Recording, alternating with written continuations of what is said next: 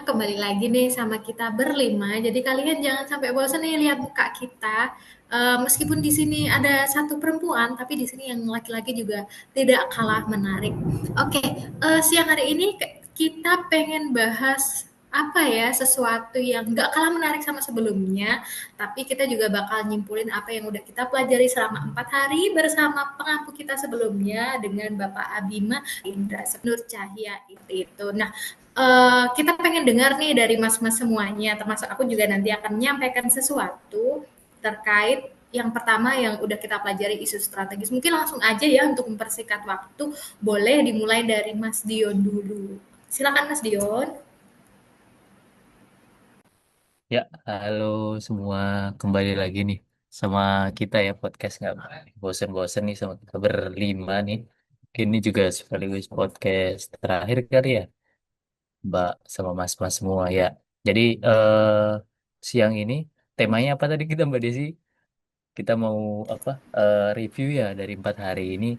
Sebenarnya kita udah Iya, belajar betul. apa aja sih ya. Nah, apa nanti mungkin akan dibahas satu persatu sama eh, teman-teman kita yang biasa udah kita ketemu di sini, ya kan? Tapi mungkin saya akan mulai dulu dari tema yang paling menarik nih, teman-teman.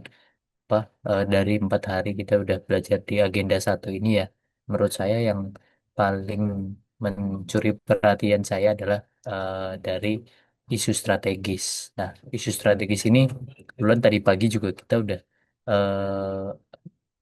sempat diskusi juga ya sama kelompok-kelompok yang lain agak panjang memang dan seru banget kebetulan isu yang kita angkat itu terkait soal korupsi, ya kan, ya ini hits banget lah, apalagi belakangan ini paling terakhir ada case di mana kasus korupsi yang dapat abolisi ya atau pengampunan tuh dari presiden. Nah ini jadi apa jadi tanda tanya besar juga nih di masyarakat.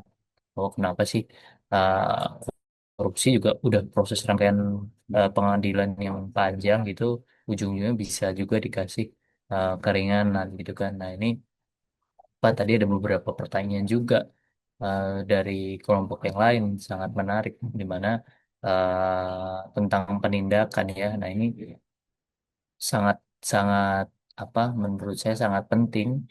Kenapa? Karena selain pencegahan, selain juga fungsi kalau kemarin kita belajar dari KPK itu pendidikan, sama ada juga penindakan. Nah ini salah satunya dari tiga elemen yang bisa jadi bisa jadi penangkal korupsi itu adalah penindakan. Nah, seperti yang kita tahu, apa isu yang sangat melekat dari kita sekarang di PU ya terutama itu adalah efisiensi, ya kan, kita negara ini sedang dalam suasana efisiensi, ya kan, dengan anggaran yang memang sedang dipotong yang lebih efisien. Kiranya kalau masih banyak korupsi, tentunya apa pekerjaan kita sehari-hari nggak akan nggak akan optimal kali ya sama outputnya. Terlebih selain efisiensi juga yang paling getol belakangan ini, 3 bulan belakang ini mungkin adalah kabur aja dulu. Nah, di mana kalau saya pribadi merasanya itu muncul dari keresahan hmm, dari warga negara ya kan, terutama mungkin kaum muda yang aktif di sosmed. Itu salah satunya juga karena korupsi di Indonesia itu penanganannya atau penindakannya sekarang belum serius. Nah, kalau ditilik lagi beberapa kasus yang sudah selesai itu apa hukumannya itu juga tergolong ringan ya untuk korupsi yang notabene itu bisa sampai range-nya miliaran sampai triliunan. Padahal kita tahu sendiri berkebalikan dengan hal yang saya tadi bilang, kita sedang dalam suasana efisiensi ya kan.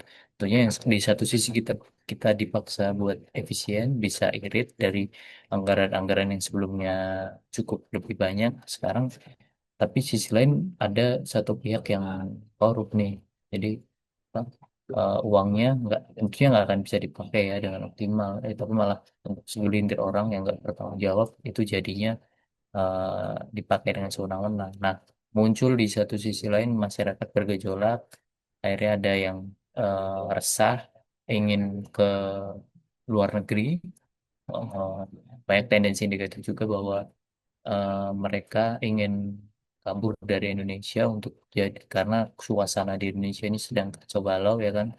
Itu mungkin salah satunya menurut saya juga efek dari korupsi. Nah, di sini saya juga akan bahas ini sendiri tentunya dari berangkat dari isu strategis ini, salah satu materi yang ada di agenda satu ini, ya kan. Nah, tadi saya sempat udah singgung tentang tagline kabur aja dulu. Salah satunya mungkin dia adalah eh, hasil dari kecewaan masyarakat yang ada di karena dinamika yang ada di negeri ini. Nah, mungkin nggak usah berlama-lama, ini akan kita bahas juga bareng Mas Tama sama Mas Anis. Ya, halo Mas Tama.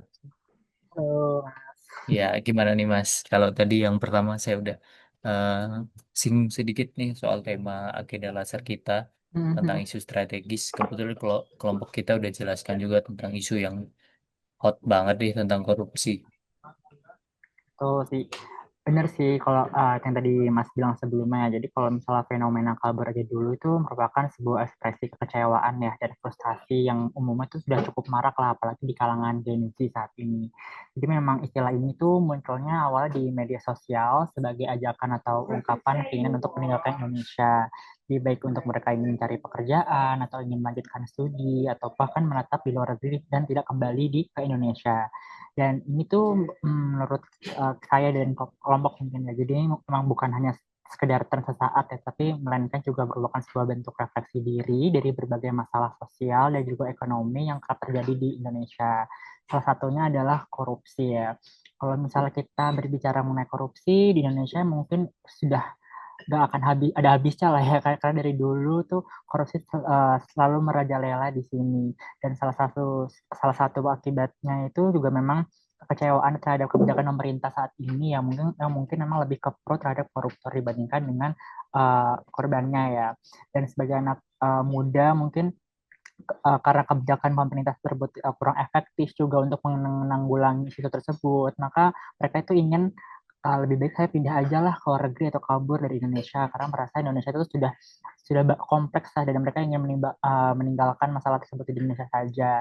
Dan kalau misalnya fenomena ini terus berlanjut tuh dampaknya mungkin bisa lebih serius ya. Berapa mungkin bisa memicu terjadinya misalnya kayak brain drain gitu. Jadi di mana perpindahan tenaga kerja yang terampil dan berpendidikan tinggi ke luar negeri secara permanen. Jadi mungkin untuk salah satu solusinya untuk mengatasi uh, fenomena ini bukan hanya dari sisi pemerintah aja, tetapi juga dari masyarakat juga untuk selalu berpikiran positif misalnya. Terus dari pemerintah juga untuk agar dapat menciptakan lapangan kerja yang berkualitas, juga meningkatkan kualitas pendidikan dan juga meningkatkan transparansi dan kredibilitas. Karena menurut saya juga dengan memperbaiki tata kelola pemerintahan seperti memberantas korupsi, menunjukkan respon yang serius terhadap aspirasi masyarakat, hal ini tuh dapat mengembalikan kepercayaan publik, khususnya anak muda terhadap negara. Seperti itu sih kalau menurut saya. Mungkin dari Mas Anies ya bisa ditambahkan, Mas. Oke, eh iya, kembali lagi ya sebenarnya dari pelajaran kemarin tuh di 4 hari itu saya banyak belajar. Sedikit termenung gitu ya, karena arti menjadi warga negara yang benar-benar peduli itu memang sulit ya kalau nggak diciptakan dari pendidikan sejak dini gitu. Lagi dengan kasus yang banyak terjadi di mana-mana juga kan, kita harus benar-benar memperdalam yang namanya konsensus dasar gitu ya, dari 4 nilai utama yaitu Pancasila, Undang-Undang Dasar, eh, NKRI, ya, dan selanjutnya itu harus kita kuatkan sebagai fondasi kita. Pertama, eh, kita harus memiliki eh, kewajiban untuk mengerti arti penting yang tidak dapat ditawar tentang kesatuan gitu. Jadi hmm, kesatuan wilayah dan juga eh, kita besar dan lahir di sini gitu harus mengetahui bahwasannya semua itu adalah hal yang jadi fundamental. Kembali lagi ke nilai-nilai kebangsaan yang sudah dipelajari selama 4 hari ini, saya juga menangkap bahwasannya karena saat ini Indonesia situasi semakin ruwet gitu ya. Banyak dari kita merasa ingin pergi dari Indonesia karena situasi yang semakin terasa tidak beres. Saya sadar bahwasannya nasionalisme itu harus dipupuk sendiri dari diri kita masing-masing gitu, supaya kita bisa menjadi melawan arus lah terhadap isu kabur aja dulu itu. Nah, lalu untuk yang saya pelajari berikutnya itu eh, terkait konflik kepentingan ya. Konflik kepentingan itu juga banyak terjadi karena hal tersebutlah korupsi misalnya bisa muncul gitu. Mungkin eh, ada dari teman yang mau menambahkan soal konflik kepentingan ini, apa kenapa itu harusnya bisa terjadi gitu. Iya, kalau dilihat sih terkait konflik kepentingan ya, Mas Anies ya. Biasanya kan ini juga mempengaruhi netralitas dan kualitas keputusan atau tindakan administrasi di instansi kita gitu ya. Jadi ya terkait konflik kepentingan sebisa mungkin untuk kita hindari kayak gitu. Karena kan kembali lagi kita salah satunya di Kementerian PU ya yang menjunjung tinggi integritas. Jadinya sebisa mungkin untuk kita hilangkan lah kalau bisa. Karena ini kan sangat apa ya menimbulkan efek negatif terkait konflik kepentingan ini gitu sih Mas Anies ya. Nah mungkin kalau berkaitan sama ini nih Mas, ada nggak sih langkah-langkah atau saran dari teman-teman gitu ya terkait pengelolaan konflik kepentingan? Ada nggak sih dari teman-teman gitu? Atau mungkin dari aku dulu deh, kalau untuk konflik kepentingan yang jelas diusahakan bisa diawasin seperti itu atau bisa diadakan sosialisasi atau pelatihan. Kalau di tempat teman-teman ada nggak kayak banner gitu untuk menghindari konflik kepentingan di tempat teman-teman? Di tempat Mas Oke. Anta mungkin?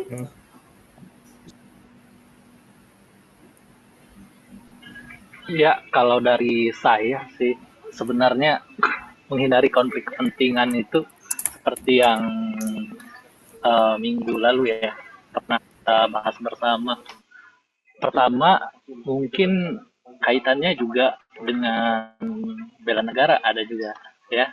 Kita bersikap profesional dalam bekerja dan juga menjaga integritas kita sebagai seorang ASN begitu ya yang memiliki kewenangan dalam hal menentukan kepentingan publik. Tentu ini sangat-sangat erat kaitannya. Nah, mungkin yang perlu saya soroti secara lebih utuh uh, berkaitan tadi sama yang dijelaskan oleh Mbak Asma dan Mbak sebelumnya, uh, aksi bela negara itu ternyata setelah saya pelajari dan saya ikuti dalam kegiatan latsar kita bersama ini, ternyata aksi bela negara itu tidak hanya sebatas ya kita membela negara seperti yang dilakukan pejuang zaman dulu begitu ya, tetapi dengan kita menjadi seorang uh, profesional yang memiliki integritas, menjaga kepercayaan publik itu salah satu bentuk dari bela negara yang bisa kita lakukan. Nah, mungkin kalau saya mau bisa memberikan contoh ya dari pekerjaan saya di BPIW, kebetulan mungkin saya ingin berkomitmen begitu ke depannya. Saya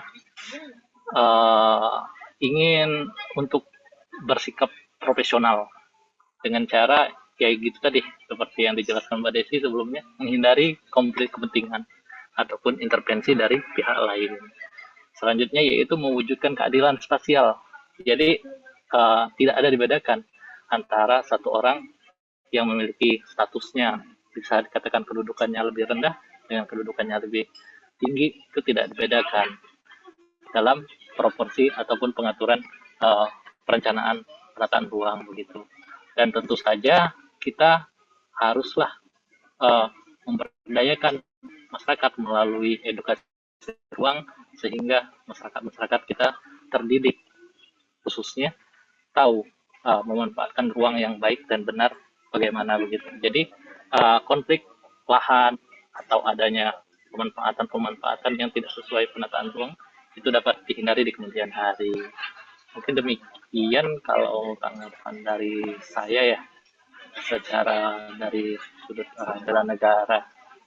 Mungkin dari teman-teman ada tambahan lagi? Izin Mas menambahkan tambahan lagi terkait untuk menghindari konflik kepentingan ya. Itu mungkin salah satunya adalah kita menanamkan jelas itu integritas yang dipupuk dari dalam masing-masing ASN, dan juga kemudian nilai dasarnya sebagai ASN itu sendiri bela negara berarti kan bekerja dengan jujur, profesional, dan juga melayani masyarakat yang lebih gitu, sehingga kita tidak pandang dulu lagi misalnya kalau kita memang apa ya, kalau kita memandang masyarakat berbeda-beda level gitu, nanti pada akhirnya kita akan jadi kepentingan tadi seperti itu. Juga soal keberanian pasti untuk bersikap benar, meskipun sebenarnya dalam dunia makin kompleks ini mungkin kadang-kadang kalau kita melawan arus meskipun kita merasa benar, tapi kadang benar dan salah itu juga relatif gitu. Dan kita harus tetap memegang teguh pada integritas pertama kuncinya. Itu mungkin yang bisa saya tambahkan teman-teman. Silakan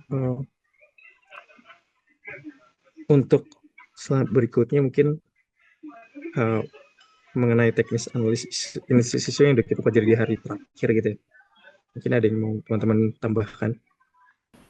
Oh iya Mas Anis, aku nambahin ya. Nah dari teman-teman tadi kan udah dirangkum tuh untuk agenda 1 yang udah kita pelajari terkait wawasan kebangsaan, kemudian ada bela negara, lalu kita di asinkronus juga belajar berdiskusi terkait isu-isu yang ada di negeri ini, bagaimana cara menghadapinya, lalu juga bagaimana kita menghindari konflik kepentingan dan lain sebagainya, yang dimana di pembelajaran agenda 1 bersama Pak Adima ini kan nanti kita tujuan akhirnya akan berkaitan sama pembuatan aktualisasi seperti itu ya Mas ya. Nah, kita tadi juga udah belajar terkait teknik analisa isu yang bisa kita gunakan untuk nanti merealisasikan aktualisasi kita sebagai CPNS. Nah, tadi disampaikan bahwa untuk teknik analisa isu sendiri kita bisa menggunakan AKPL dari aktual kekhalayakan, kemudian problematik dan juga sisi kelayakannya seperti apa, atau juga bisa menggunakan teknik USG. Jadi nanti kita masing-masing di unit kerjanya bisa memilih teknik yang akan kita gunakan seperti apa. Yang pasti kita juga tetap diskusi dengan mentor kita. Kemudian juga untuk analisa isunya kita bisa menggunakan mind mapping atau bisa menggunakan fishbone diagram, analisa SWOT dan lain sebagainya. Dan tetap ini kita diskusikan dengan mentor kita masing-masing seperti itu, agar nanti dari isu yang kita angkat di masing-masing unit kerja bisa kita realisasikan dengan baik selama kita menjalankan latihan dasar ini. Seperti itu Mas Anis. Oke Mbak, tadi jujur soal teknik analisis isu itu memang di akhir ada istilah-istilah yang sebenarnya familiar tapi ternyata artinya maksudnya nggak sesuai yang saya maksud ya. USG untuk ibu hamil ya saya temukan. Nah seperti yang disampaikan sama Pak Bima tadi, nanti kita bisa diskus ke mentor masing-masing ya, biar kita juga dapat masukan seperti apa dan bisa diimplementasikan di masing-masing unit kerja kita. Seperti itu teman-teman. Ada yang mau nambahin nggak?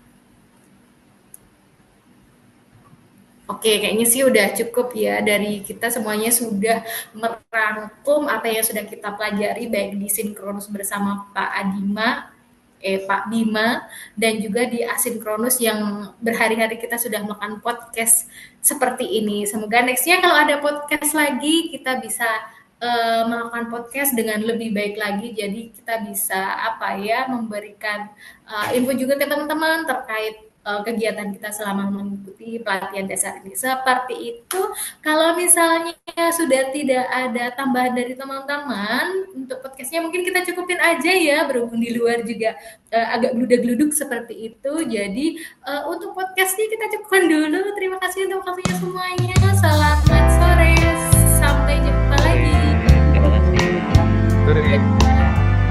kasih. Selamat sore.